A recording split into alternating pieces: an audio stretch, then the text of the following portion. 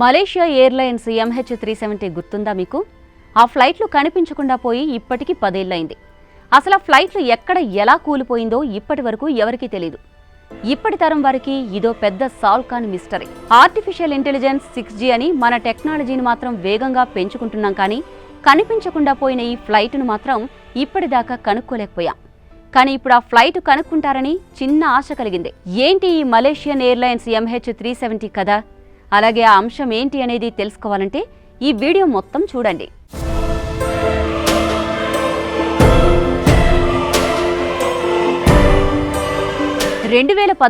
మార్చి 8న Kuala Lumpur నుంచి బీజింగ్కు బయలుదేరిన Malaysia airlines flight MH370 విమానం 2014 మార్చి 8న కౌలాలంపూర్ నుంచి బీజింగ్కు బయలుదేరిన మలేషియా ఎయిర్లైన్స్ ఫ్లైట్ MH370 విమానం 227 మంది ప్రయాణికులు, 12 మంది సిబ్బందితో మొత్తం 239 మందితో కనిపించకుండా పోయింది.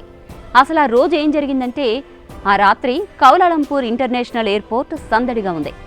రాత్రి 12:41 Malaysia airlines flight MH370 Boeing 777-200ER విమానం గాలిలోకి ఎగిరింది. కెప్టెన్ జహారీ అహ్మద్ షా 53 ఏళ్ల అనుభవజ్ఞుడైన పైలట్ తన ఫస్ట్ ఆఫీసర్ ఫరీక్ అబ్దుల్ హమీద్తో కలిసి విమానాన్ని నడిపారు. 38 నిమిషాల తర్వాత సౌత్ చైనా సీ మీదుగా వెళ్తుండగా కెప్టెన్ ఎయిర్ ట్రాఫిక్ కంట్రోల్తో చివరిసారి మాట్లాడాడు. Good night Malaysian 370. ఆ మాటల తర్వాత విమానం రాడార్ నుంచి అదృశ్యమైంది. ట్రాన్స్పాండర్ ఆఫ్ అయిపోయింది. ఏ హెచ్చరిక లేకుండా, ఏ సంకేతం లేకుండా అది మాయమైపోయింది. కొద్ది గంటల్లోనే మలేషియా ఎయిర్లైన్స్ తమ విమానాన్ని కోల్పోయినట్లు ప్రకటించింది. అప్పుడు మొదలైంది ప్రపంచంలోనే అతిపెద్ద search. Malaysia airlines flight MH370 కోసం సౌత్ చైనా సీలో మొదలైన గాలింపులో 34 ఓడలు, 28 విమానాలతో 7 దేశాలు చేతులు కలిపాయి. ఈ సెర్చ్ ఆపరేషన్లో ఉండగానే ఓ షాకింగ్ విషయం మలేషియా సైనిక రాడార్ డేటా చూపించింది. విమానం తన రూట్ నుంచి పశ్చిమ దిశగా తిరిగి మలే పెనిన్సులా మీదుగా స్ట్రెయిట్ ఆఫ్ మలక్కా వైపు వెళ్లినట్టుగా తెలిపింది. ఆ డేటా ప్రకారం విమానం అండమాన్ సీ వరకు ప్రయాణం చేసినట్టు ఆనవాళ్లు కనిపించాయి. అక్కడి నుండి అది రాడార్ రేంజ్ నుంచి మాయమైంది. అలాగే ఇన్మార్సాట్ శాటిలైట్ డేటా ఒక అద్భుతమైన క్లూ ఇచ్చింది. విమానం దక్షిణ హిందూ మహాసముద్రం వైపు 7 గంటల పాటు ఎగిరి ఇంధనం అయిపోయి కూలిపోయి ఉండొచ్చని ఆ డేటా అభిప్రాయం. అప్పటి నుండి ఆస్ట్రేలియా నేతృత్వంలో 1,20,000 చదరపు కిలోమీటర్ల సముద్ర గర్భాన్ని వెతికారు. దీనికోసం $150 మిలియన్ ఖర్చు పెట్టారు. అంటే 1,260 కోట్ల రూపాయలన్నమాట. పోనీ ఇంతా ఖర్చు పెడితే ఏమైనా దొరికిందా అంటే విమానానికి సంబంధించి చిన్న ముక్క కూడా దొరకలేదు. కానీ 2015 జూలైలో ఒక కీలక ఆధారం దొరికింది. రీయూనియన్ దీవిలో విమాన రెక్క భాగం కనిపించింది. అది MH370దేనని ధృవీకరించారు.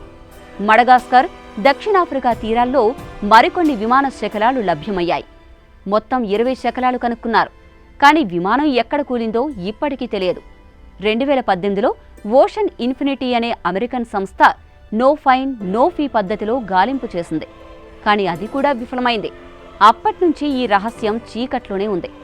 239 కుటుంబాలు సమాధానాల కోసం ఏళ్ల తరబడి ఎదురుచూస్తూనే ఉన్నాయి. కానీ ఇప్పుడు 2024 డిసెంబరులో మలేషియా ప్రభుత్వం మలేషియా ఎయిర్లైన్స్ ఫ్లైట్ MH370పై ఒక సంచలన నిర్ణయం తీసుకుంది. ఓషన్ ఇన్ఫినిటీతో కొత్త ఒప్పందం కుదుర్చుకుని దక్షిణ హిందూ మహాసముద్రంలో 15,000 చదరపు కిలోమీటర్ల కొత్త ప్రాంతంలో గాలింపు కొత్తగా మొదలెడుతోంది. కొత్త టెక్నాలజీతో నిపుణులు విశ్లేషించిన తాజా డేటాతో ఈసారి విమానాన్ని కనుగొనే అవకాశం చాలా వరకు ఉందని భరోసా ఇచ్చారు ట్రాన్స్పోర్ట్ మినిస్టర్ ఆంథోనీ లోక్. ఈ గాలింపు కూడా నో ఫైన్ నో ఫీ పద్ధతిలోనే జరుగుతుంది. అంటే విమానం దొరికితేనే $70 మిలియన్ చెల్లిస్తారు, లేదంటే పైసా ఇవ్వరు. ఈ కొత్త ప్రాంతం గతంలో శోధించని ఓ డీప్ హోల్లో ఉంది. ఇది విమానం పడిపోయిన చోటు కావచ్చని పలువురి అభిప్రాయం. ఈ కథలో అనేక ప్రశ్నలు ఇప్పటికీ సమాధానం లేకుండానే ఉన్నాయి. విమానం ఎందుకు రూట్ మార్చింది? ట్రాన్స్పాండర్ ఎవరు ఆఫ్ చేశారు? కెప్టెన్ జహారీ ఇంట్లోని ఫ్లైట్ సిమ్యులేటర్లో దక్షిణ హిందూ మహాసముద్ర రూట్ ఎందుకు ప్రాక్టీస్ చేశారు? 2018 ఓ రిపోర్టు ప్రకారం విమానం ఉద్దేశపూర్వకంగానే దారి మళ్లించబడిందని తెలిసింది. అలా అయితే దాని కారకులు ఎవరు, ఎందుకు అనేది తెలియాలంటే విమానం దొరకాల్సిందే. ఈ కొత్త గాలింపు ఆ రహస్యాన్ని వీడిస్తుందా? 153 మంది చైనా ప్రయాణికులు, 50 మంది మలేషియన్లు, 15 దేశాల ప్రజలు వీరందరి కుటుంబాలకు శాంతి చేకూరుస్తుందా అనేది వేచి చూడాలి. 10 ఏళ్ల తర్వాత MH370 మిస్టరీకి సమాధానం దగ్గర పడుతున్నామా? ఈ కొత్త గాలింపు విజయవంతమైతే ఇది కేవలం విమాన ఆచూకీ కాదు, 239 ఆత్మలకు న్యాయం, వారి కుటుంబాలకు శాంతి అందిస్తుంది. అంతేకాదు, ప్రపంచ టెక్నాలజీకి ఇప్పటికే ఎదురైన సవాలుకు సమాధానం దొరుకుతుంది.